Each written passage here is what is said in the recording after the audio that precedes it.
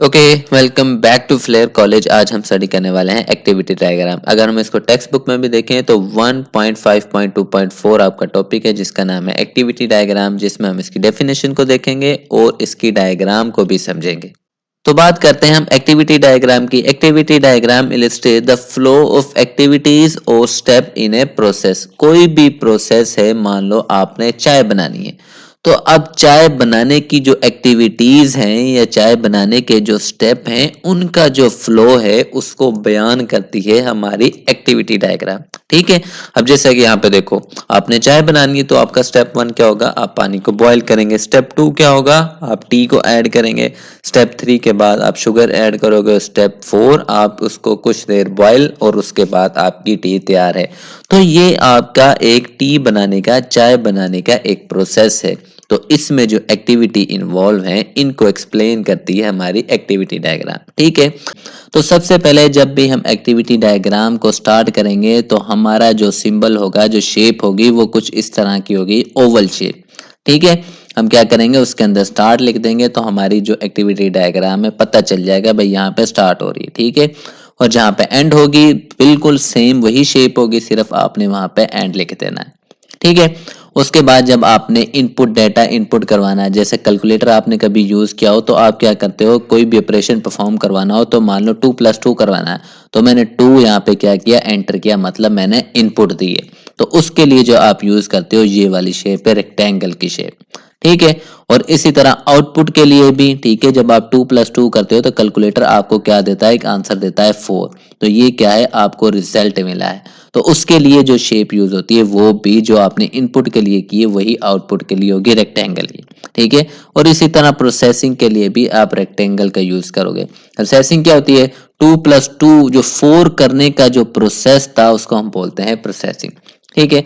उसके बाद decision making के लिए, कि भाई डिसीजन मेकिंग किस लिए, कि भाई दो अगर इस तरह की सिचुएशन आ गई, आपको फैसला करना पड़ जाए कि भाई दो में से एक काम होगा, तो उसके लिए हम इस डायमंड का यूज करते हैं। ठीक है। यहाँ से एक यस के लिए निकलेगी और दूसरी नो के लिए, या तो यस वाली चलेगी या फिर नो वाली, दोनों एक टाइम पे नहीं चल सकती। ठीक। उसके बाद आती है हमारी एरोज। एरोज क्या बताती है, बताती हो कि आपका डेटा किस तरफ फ्लो कर रहा है, किस तरफ जा रहा है, किस तरफ आपके स्टेप बढ़ रहे हैं। ठीक है। उसके बाद आता है हमारा कनेक्टर। कनेक्टर किस लिए यूज होता है, कि भाई दो रिजल्ट को एक साथ मिला के फिर आगे उनकी आउटपुट जनरेट करना। ठीक है। मान लो एक हमारा यहाँ से आ रहा है रिजल्ट और एक यहाँ से आ रहा है। ठीक है। तो आपने इन दोनों को क्या करना है, कनेक्ट कर लिया और आगे आपने एक जाने देना है। ठीक है। यानी दोनों रिजल्ट का मिलाप आप जब करते हो तो उसके लिए हम कनेक्टर का यूज करते हैं। तो अब हम बात करेंगे एक एग्जाम्पल की। ये जो एग्जाम्पल है ये बेसिकली आपके कैलकुलेटर की है। कैलकुलेटर आपका एक सॉफ्टवेयर होता है ना, आप क्या करते हो, दो नंबर एंटर करते हो, मान लो 2, हमने फिर प्लस फिर 2, दो नंबर एंटर किए, उसके बाद आपको रिजल्ट मिलता है 4। तो अब ये प्रोसेस किस तरह से हुआ है वही हमने देखना है हमारी एक्टिविटी डायग्राम के जरिए। तो सबसे पहले हमने स्टार्ट के लिए हमने बात की थी ओवल शेप की, तो यहाँ पे हमारी ओवल शेप ही है। उसके बाद हमारा डेटा किस तरफ फ्लो करेगा उसके लिए हमें एरो लगाना पड़ती है, तो ये हमारी एरो है। ठीक है। उसके बाद हमने क्या करना है, एंटर द फर्स्ट नंबर।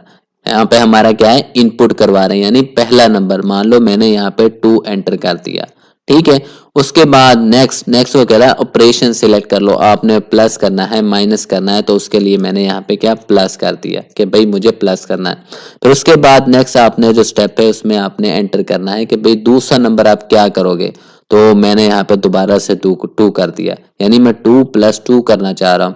उसके बाद परफॉर्म कैलकुलेशन, यानी 2+2 जो 4 होने का जो प्रोसेस है, 4 हुआ नहीं अभी, जो करने का जो प्रोसेस है उसकी बात हो रही है कि कैलकुलेशन परफॉर्म की जाएगी। ठीक है। उसके बाद नेक्स्ट स्टेप, फिर उसके बाद चेक किया जाएगा क्या जो आपने इनपुट दी है, ये 2+2 जो आपने दिया है क्या ये वैलिड है।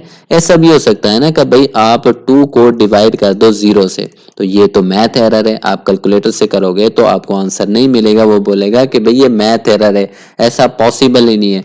तो इसके लिए यहाँ पे क्या कर रहा है, चेक किया जा रहा है। ठीक है, डिसीजन मेकिंग हो रही है। ठीक है, तो डिसीजन मेकिंग के लिए हम किसका यूज करते हैं, हमारी जो डायमंड शेप होती है, तो देखो उसी का यूज किया। तो डिसीजन मेकिंग में या तो ये यस हो सकता है, जो हमने इनपुट जो एंटर की, या तो वो ठीक हो सकती है, गलत हो सकती है। अगर तो 2+2 है मतलब ठीक है, अगर 2 डिवाइडेड बाय 0 है मतलब वो गलत है। ठीक है, किसी भी नंबर को हम 0 से डिवाइड करेंगे तो मैथ एरर आता है। तो मैंने 2+2 किया तो मेरा क्या होगा, दुरुस्त होगा। तो मेरे केस में कौन सी चलेगी, यस वाली।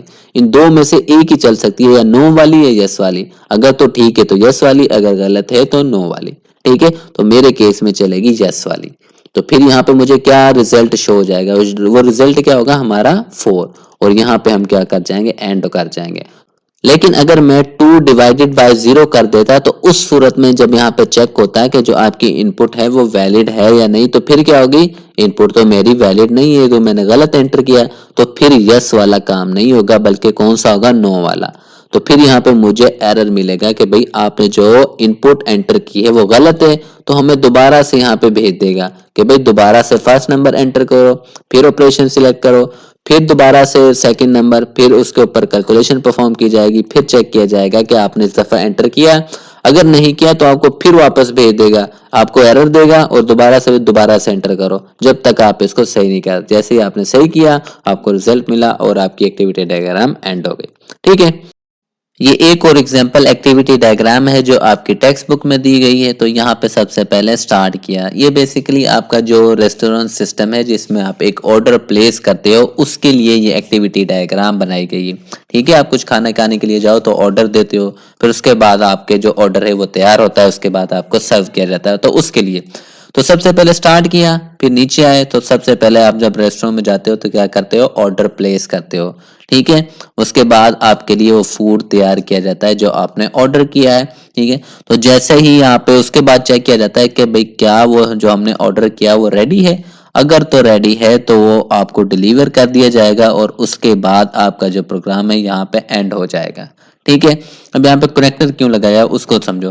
तो उसके बाद मान लो अब ये फूड रेडी नहीं था, तो फिर तो यस वाली नहीं चलेगी, क्योंकि इन दो में से एक ही चल सकती है। तो फिर चलेगी हमारी नो वाली। तो वो बोलेगा कि भाई दोबारा से फूड को तैयार करो। अगर तैयार हो गई है, कोई मसला आ गया, तो उसके लिए नो चलेगी और दोबारा से फूड को तैयार किया जाएगा। जब दोबारा से तैयार किया जाएगा तो उसके बाद यहाँ पे दोनों देखो, यहाँ इसका भी ये भी एंड की तरफ ही जाएगा ना, और ये भी एंड की तरफ ही जा रहा है। तो इसलिए यहाँ पे क्या लगा दिया गया, कनेक्टर लगा दिया कि भाई दोनों का जो रिजल्ट है वो यहाँ पे मैच हो और उसके बाद ये दोनों एंड कर जाए। ठीक है, आई होप आपको समझ आ गई हो। कोई क्वेश्चन हो तो लाजमी पूछेगा, चैनल को लाजमी सब्सक्राइब कीजिएगा। ओके।